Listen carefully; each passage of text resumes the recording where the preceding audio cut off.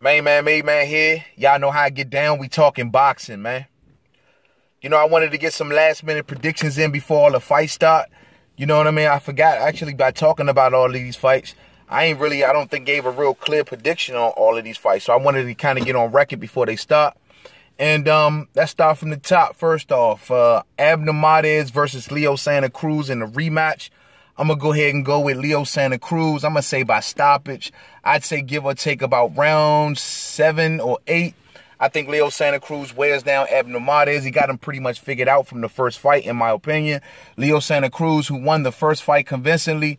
No need for this fight, in my opinion, but they want to do it again. Seems like they real cool with each other, man. They looking out for each other, and it's like a more so a local fan-friendly fight. You know what I'm saying? They want to go in there, give each other a war, something that the fans will enjoy. They both from LA. They repping LA, so it's almost an in-house local fight. So a rematch. Hopefully, you know, once Leo Santa Cruz gets through this, we'll see him step in there with Gary Russell Jr., and I'll be keeping my third eye on that situation right there. But I'm going to go with Leo Santa Cruz by stoppage, round 7, maybe round 8.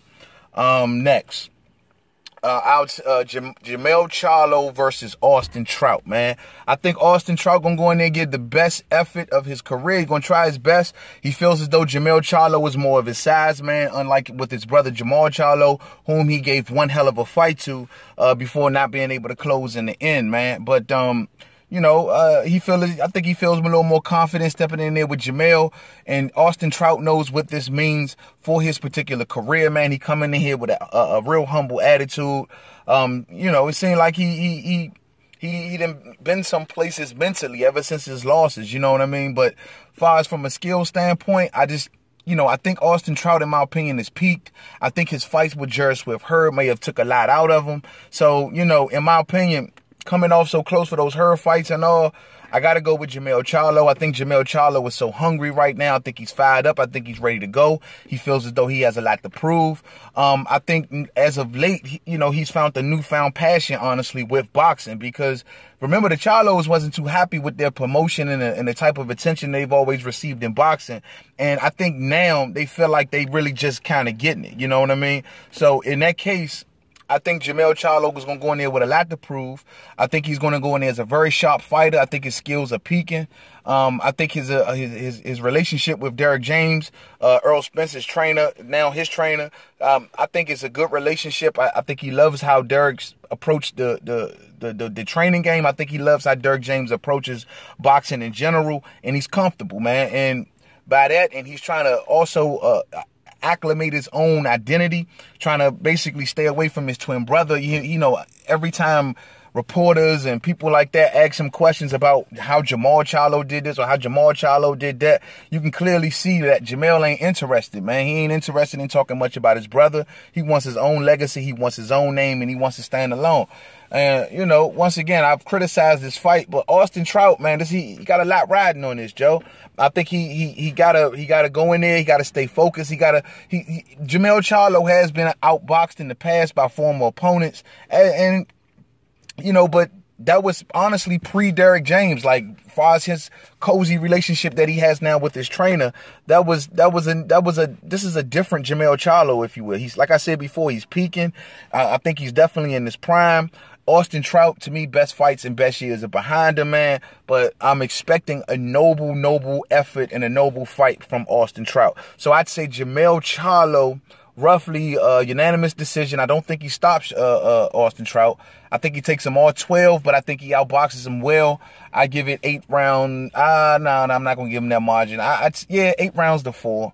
8 rounds to 4, Jamel Charlo. I think Jamel Charlo maybe even drops Austin Trout at one point or another throughout this fight, given that he's going to go in there with so much to prove. But he could go in there reckless, man. He could go in there and trying to prove so much and being all gassed up and everything because everybody else did what they did to Austin Trout and walk into some strong shots. So who knows, man? But I'm going to still rock with Jamel Charlo. Now, as for Terrence Bud Crawford versus Jeff Horn, I don't know if it's been more clear than how I'm pretty much leaning, but I'm going with Terrence Crawford, man. No question about it. Terrence Crawford, to me, is looking real good at welterweight. He's looking like the weight ain't ain't effective as far as the way he's wearing it. He's wearing it more comfortably than Jeff Horn, who seemed to be really crunching to make this weight right here now, man. And we see from the weigh-in with Terrence Crawford coming in a half a pound under 146.5, and Jeff Horn coming into this fight, man, what took him 3 efforts before he even made weight. So, you know, it is what it is, but Jeff Horn had to crunch, and it, you know, he blaming the scales. It seems like his head is all over the place right now. Coming into America, he should have known he's going to be tested extremely tough mentally and physically. He should have known that was coming. And this is the thing that makes champions right here. The ability to go into other backyards, block out everything, and still go in there and get the job done. So, you know, like I said before, if Jeff Horn wants his respect, well, this is the way to earn it, through beating what's many consider the #1 pound-for-pound fighter in America, in Las Vegas, in front of the world. This will give you all of the respect that you are looking for, Jeff Horn. You can trust and believe that, man. So we'll see, man. But I'm going to lean towards Terrence Crawford. I think from a skill set standpoint, he's seen skills like this before. He's been in a ring with opponents who thought they were going to come in and try to bully him in the past. And Terrence Crawford has grown and learned from those experiences. And that seems to be the attack that Jeff Horn is going to employ. He's going to come in there, try to use his size. He's going to try to use his brute strength. He's not hiding the fact that that's the way he wants to do it. But I think a lot of people are also underestimating Jeff Horn's ability to box, man. You know, if you go back to that Pacquiao fight, he wasn't just stalking the entire fight. He was out jabbing Manny Pacquiao. And even in the Gary Corcoran fight, you know what I mean? He was out jabbing him. So he has a good jab, man. And he can use that jab to stick and move very, very well. But Terrence Crawford, like I said, seen it all before. He's considered #1 pound-for-pound for a reason. And I just think that he has so many more weapons in his toolbox where he'll adjust to Jeff Horn's jab or his aggression, truth be told. But it just remains to be seen. This is Terrence Crawford's first fight at welterweight. Anything can happen. You know, Jeff Horn can go ahead. The possibility of an upset does exist. Anybody who doesn't believe that it doesn't, fooling yourself. Jeff Horn is very big for the weight. He does pack a mean punch, and his style of fighting gives him more than a puncher's chance, in my opinion. So it's going to be a good fight. But I think Terrence Crawford, honestly, I don't think he stops Jeff Horn. I think he outboxes him. I think he confuses him in many portions of the fight. I think Jeff Horn comes in there, he expends a lot of energy early on, man, trying to get Terrence Crawford out of there early, establish himself as the dominant fighter over Terrence Crawford. And I think he puts a lot of energy into that, to the first 5 to 6 rounds. And Terrence Crawford patiently waits. I think he patiently waits the strike. I think he patiently waits the counter. And, you know, he just doesn't allow Jeff Horn to overly bully him and, you know, and catch him off guard like that. Manny Pacquiao, who was much smaller than Terrence Crawford, in my opinion, he hurt Jeff Horn. Don't act like Jeff Horn was not hurt from Manny Pacquiao. And if Manny Pacquiao can hurt Jeff Horn, so can Terrence Crawford. So I'm not missing that element either. So if Terrence Crawford does stop him, yo, you know, the writing was on the wall. I mean, Manny Pacquiao gave Jeff Horn one hell of a 9th round, man. But, you know, we'll see. But I got Terrence Crawford, man. I think he beats him by unanimous decision. I think he starts to outbox Horn later on in the fight. I think from round 4 to 5 on down, it's all Terrence Crawford, in my opinion. I think he adjusts, and I think he adjusts well. Something we've yet to see from Jeff Horn as far as an adjustment. And especially when he's actually the one under pressure. So, Gary Corcoran, man, had a lot of success against Jeff Horn, man, when he was putting him under pressure. But eventually, he couldn't sustain that type of fighting.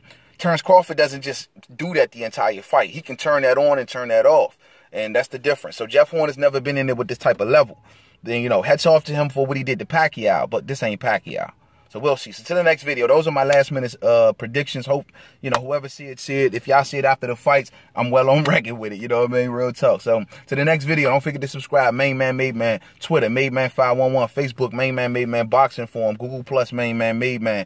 Yeah, man, looking forward to these fights. Oh, yo, Tyson Fury and Surfer, whatever his name is. Yo, I'm going to go with Safari by the stoppage. Like, nah, it's too much of a bromance. Even if Safari was outboxing Tyson Fury, I think he'll take a dive. You know what I'm saying? Just because they cool and it's all trying. I think, honestly, this thing is already established, you know. So, nah, Tyson Fury, unanimous decision, majority decision, whatever. I'm just looking to see his fitness condition more than anything. So, we'll see. So, to the next video, don't forget to subscribe. Peace out.